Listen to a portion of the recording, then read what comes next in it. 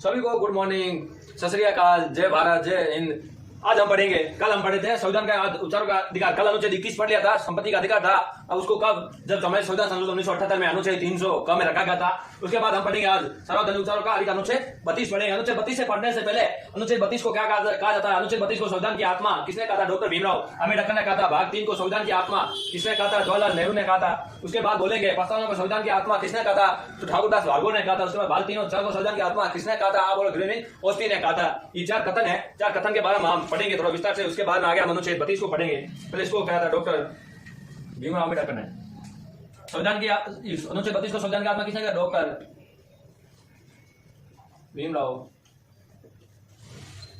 अम्बेडकर ने। अब बोलेंगे इसको अनुच्छेद भाग 3 को संविधान की आत्मा किसने कहा था? पंडित जवाहरलाल नेहरू ने कहा था।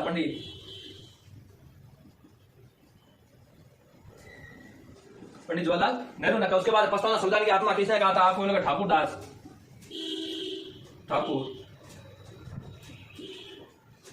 भार्गव। उसके बाद में बोलेंगे भाग 3 और 4 को संविधान की आत्मा किसने कहा था? बोलेंगे ग्रेविन ओस्टी ने।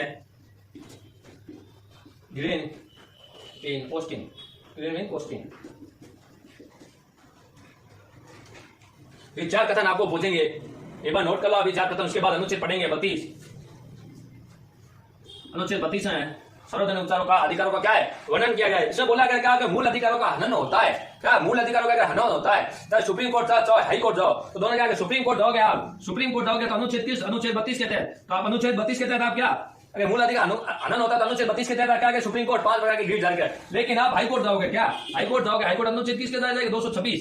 अनुच्छेद 226 के तहत क्या 5 प्रकार की क्या भी रीट जारी करता है। कौन करता है? हाईकोर्ट भी 5 प्रकार की रीट जारी करता है, सुप्रीम कोर्ट क्या भी 5 प्रकार की रीट जारी करता है। तो मूल अधिकारों का उपचार किस अनुच्छेद में? अब अनुच्छेद 32 में। ये बार नोट कर लेते हैं। उसके बाद हम अनुच्छेद 32 को पूरा वर्णन करते हैं। हाईकोर्ट कौन सा और सुप्रीम कोर्ट कितने प्रकार की रीट जारी करता है, कौन कौन सी रीट है, ये बार नोट कर लो आप।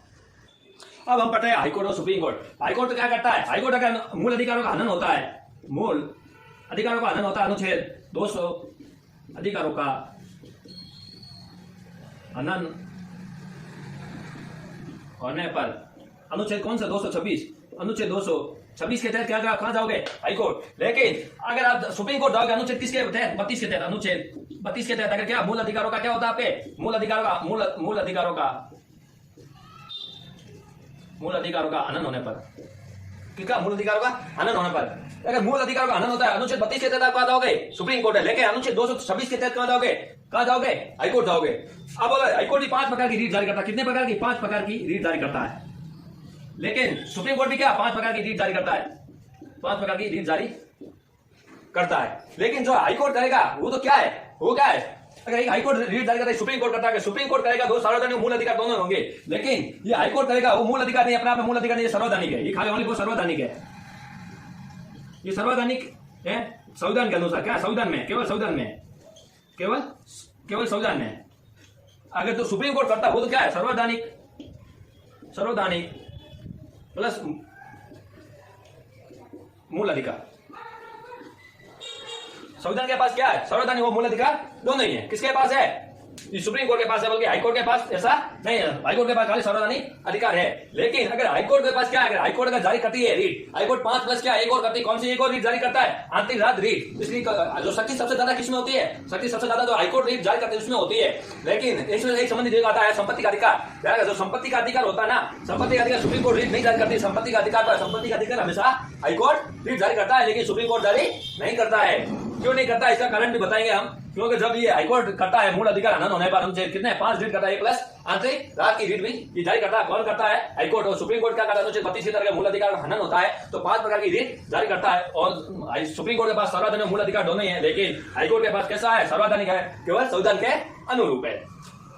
लेकिन सुप्रीम कोर्ट हाईकोर्ट के मुकाबले क्या? सुप्रीम कोर्ट के मुकाबले क्या? हाईकोर्ट के पास शक्ति क्या है? अधिक है। जारी करने की शक्ति ज्यादा किसके पास है? हाईकोर्ट के पास है। सुप्रीम कोर्ट के मुकाबले। किसके मुकाबले? सुप्रीम कोर्ट के मुकाबले। किससे ज्यादा है? किसके पास शक्ति ज्यादा है? हाईकोर्ट के पास है। लेकिन सुप्रीम कोर्ट के पास नहीं है। भाई नोट कर लो। हम पढ़ेंगे अब सर्वोदनी उपचारों का अधिकार अनुच्छेद 32 के तहत जो हाईकोर्ट और सुप्रीम कोर्ट 5 प्रकार की जो रीट जारी करता है, ये 5 प्रकार है। बंदी प्रतिक्षण अधिकार परमादेश छेद है। इससे बाद में, इससे पहले एक और पढ़ेंगे, मूल अधिकारों का रक्षक या अभिभावक या संरक्षण किसे कहा जाता है? तो आप बोलोगे हाईकोर्ट और सुप्रीम कोर्ट दोनों को कहा जाता है। हाईकोर्ट जाएंगे अनुच्छेद 224 के तहत और सुप्रीम कोर्ट जाएंगे अनुच्छेद 32 के तहत जाएंगे। उससे पहले हम पढ़ेंगे फर्स्ट पढ़ेंगे कौन सा? बंदी प्रत्यक्षीकरण पढ़ेंगे हम। बंदी प्रत्यक्षीकरण का शाब्दिक अर्थ क्या होता है? बंदी प्रत्यक्षीकरण का शाब्दिक अर्थ क्या होता है? व्यक्ति की सुरक्षा और स्वतंत्रता। इसमें क्या किससे जुड़ी हुई है? बंदी सुरक्षा और स्वतंत्रता से जुड़ी। किस व्यक्ति की? ये बोला व्यक्ति की सुरक्षा और ये बोला गया, इसे बोला व्यक्ति की सुरक्षा और स्वतंत्रता से जुड़ी है। इसका शाब्दिक अर्थ लिखते हैं।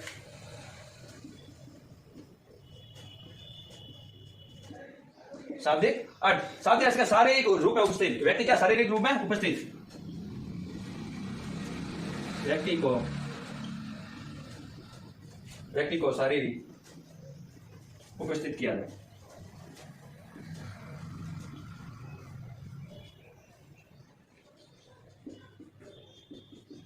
इस शाब्दिक अर्थ क्या होता है? बंदी प्रत्यक्षीकरण व्यक्ति को शारीरिक उपस्थित, क्या शारीरिक रूप से क्या उपस्थित खुद को करना। क्यों करना? ये इस रीढ़ के व्यक्ति के जीवन की क्या सुरक्षा स्वतंत्रता से संबंधित, किससे संबंधित? व्यक्ति की सुरक्षा स्वतंत्र जुड़ी। किसके? व्यक्ति के जीवन की, यहां लिख देना व्यक्ति की जीवन की क्या सुरक्षा और स्वतंत्रता से जुड़ी हुई। कौन सी रीट है? बंदी प्रत्यक्षीकरण। ये रीट का समान न्यायालय में, ये रीट क्या समान न्यायालय द्वारा क्या पुलिस प्रशासन को जारी करने की, पुलिस प्रशासन क्या जारी करती है। ये रुकना एक बार, ये नोट कर लो आप, उसके बाद पढ़ते हैं। जो बंदी प्रत्यक्षीकरण है ये व्यक्ति की जीवन की सुरक्षा और स्वतंत्रता से जो जुड़ी है, लेकिन ये रीट सामान्यतः न्यायालय द्वारा पुलिस प्रशासन को क्या जारी करती है। इसको क्या कहता है? इस रीट को क्या कहा जाता है? प्रशासनिक। इसको क्या बोला? प्रशासनिक रीट। इसको प्रशासनिक रीट कहा जाता है। प्रशासनिक रीट कहा जाता है। बंदी प्रत्यक्षीकरण का शाब्दिक अर्थ आपको पूछेंगे, व्यक्ति की शारीरिक उपस्थित किया जाए। उसके बाद व्यक्ति के जीवन की सुरक्षा और स्वतंत्रता से जुड़ी है। उसके बाद ये रीट न्यायालय द्वारा पुलिस प्रशासन को जारी करती है, इसको क्या बोलते हैं? प्रशासनिक रीट बोलते हैं। उसके बाद हम पढ़ेंगे अधिकार परीक्षा पढ़ेंगे, सेकंड भाग पढ़ेंगे इसका। सेकंड पढ़ा है अधिकार परीक्षा। इसका शाब्दिक अर्थ होता है कि हम पूछते हैं, इसमें क्या होता है? हम पूछते हैं कि आप अपने किस अधिकार के तहत इस पद को ग्रहण करते हैं। अगर कोई अधिकारी सार्वजनिक अधिकार रूप से कोई पद ग्रहण करता है तो कुछ नहीं, अगर असार्वजनिक रूप से कोई पद ग्रहण करता है तो उस पर कौन सी रीट लगती है? ये रीट जारी होती है, अधिकार प्रक्षेपण जारी होती है। इसके आप उसको बोलेंगे आप किस अधिकार के तहत इस पद को ग्रहण किया। इसको भी क्या बोलता है? ये भी प्रशासन द्वारा जारी करते हैं, इसको भी प्रशासनिक रीट कहता है। इसको भी प्रशासनिक रीट कहा जाता है। किसको कहा? आप इसको प्रशासनिक रीट कहा जाता है।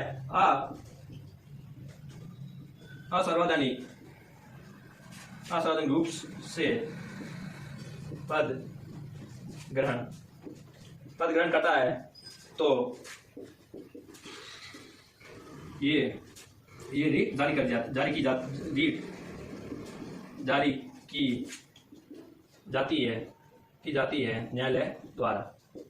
इसके द्वारा न्यायालय द्वारा रीट जारी की जाती है। अगर कोई व्यक्ति सार्वजनिक रूप से अगर पद को ग्रहण करेगा तो न्यायालय द्वारा कुछ नहीं कहा जाएगा। अगर असार्वजनिक रूप से अगर कोई पद ग्रहण करता है, गवर्नमेंट अगर ऑफिसर है नहीं, कोई ऐसा गवर्नमेंट ऑफिसर जाकर पद ग्रहण करता है तो उसके बाद उसको न्यायालय द्वारा रीट जारी की जाती है। इसको अधिकार प्रक्षेपण कहते हैं। इसके रीट के तहत वो पूछेंगे आप किस अधिकार के तहत इस पद को ग्रहण किया है। ये आप नोट कर लो। उसके बाद हम तीसरा पढ़ेंगे परमादेश। हम पढ़ रहे हैं तीसरा परमादेश। परमादेश का शाब्दिक अर्थ क्या होता है? हम आदेश देते हैं। ये क्या बोला? हम आदेश देते हैं कि आप अपने कर्तव्य का क्या करो? पालन करो। ये किसके लिए जारी करते हैं? लोक सेवकों को लिए जारी करते। लोक सेवक होते हैं उनके लिए जारी करते। लोक सेवा अधिकारी होते हैं बड़े अधिकारी, उनके लिए जारी करते। लेकिन राष्ट्रपति और राज्यपाल पर जारी नहीं की जाती। किस पर? राष्ट्रपति और राज्यपाल। ये बोला राष्ट्रपति व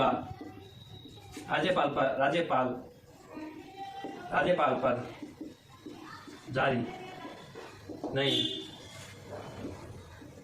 नहीं कर सकते। ठीक है, राष्ट्रीय राज्यपाल पर जारी नहीं कर सकते। लेकिन इसको भी क्या बोलता है? प्रशासनिक रीट बोलते हैं, क्योंकि ये भी प्रशासन से संबंधित है, प्रशासन से जुड़ी, इसलिए इसको भी क्या बोलता है? प्रशासनिक रीट बोलते हैं। इससे बोलता है कोई भी पालन कर, कोई भी लोक सेवा अधिकारी है जो अपने पद पर बैठे उसको बोलेंगे अपने कर्तव्य का क्या करो? पालन करो। कि हम आपको आदेश देते हैं। कौन कहते हैं? न्यायालय कहते हैं। हम आपको आदेश देते हैं कि आप अपने कर्तव्यों का पालन कीजिए। राष्ट्रपति और राज्यपाल पर तो जारी हो नहीं सकती है, ये दोनों पर नहीं जारी होगी, राष्ट्रपति और राज्यपाल पर जारी नहीं कर सकते हैं। इसलिए इसको भी क्या कहता है? प्रशासनिक रीट कहा जाता है। इवन नोट कर लो। उसके बाद पढ़ेंगे बंदी प्रतिबंधी पढ़ेंगे। और चौथी बात है उसको और इसका शाब्दिक आधार प्रमाणित होना या मांग लेना, प्रमाणित होना या मांग लेना। ये क्या उच्च न्यायालय अपने अधीनस्थ न्यायालय से क्या कोई केस अगर चला अधीनस्थ न्यायालयों में चला है तो ये उच्च न्यायालय के अपने पास मंगवा सकता है। ये जो उच्च न्यायालय के अपने छोटे न्यायालय होते हैं ना, छोटे न्यायालय से क्या बड़े न्यायालयों में आने इसलिए कहा जाता है अर्ध न्यायिक कहा जाता है, अर्ध न्यायिक कहा जाता है इसको, अर्ध न्यायिक, इसको अर्ध न्यायिक रीट कहा जाता है, अर्ध न्यायिक रीट। इसको क्या कहता है अर्ध राइट, अर्ध न्यायिक रीट का। लेकिन 1991 के बाद इसको क्या प्रशासन पर भी जारी कर दिया, इसलिए इसको क्या बोलता है प्रशासनिक भी बोलता है। 1991 में, 1991 के बाद प्रशासन पर जारी करने के कारण इसे भी प्रशासनिक रीट कहा जाता है, प्रशासनिक रीट कहा जाता है। ठीक है, 1991 के बाद क्या प्रशासन पर जारी होने लगी, इसलिए इसको क्या बोलता है प्रशासनिक रीट बोलता है, प्रतिशत बोलता है। लास्ट है हमारा 5 सा बच्चा है तो स्पीकर है, आवाज नहीं आ रही है, इसलिए इसको थोड़ा ध्यान से सुनना आप। अब लास्ट होती है प्रतिशत, भाई इसका शाब्दिक अर्थ होता है मना करना या रोकना होता है। इस रीट के माध्यम से क्या कि उच्च न्यायालय अधीनस्थ न्यायालय से लंबित किसी मामले को अगर अधीनस्थ न्यायालय को लंबा मामला चला है तो उस मामले को क्या रोक सकती है, अपने पास क्या रोक सकती है, उस न्यायालय को क्या लंबित चला जो मामले को क्या रोक सकती है। इसलिए इसको भी क्या कहता है अर्ध न्यायिक कहा जाता है, इसको भी अर्ध न्यायिक कहा जाता है, न्याय अर्ध न्यायिक रीट का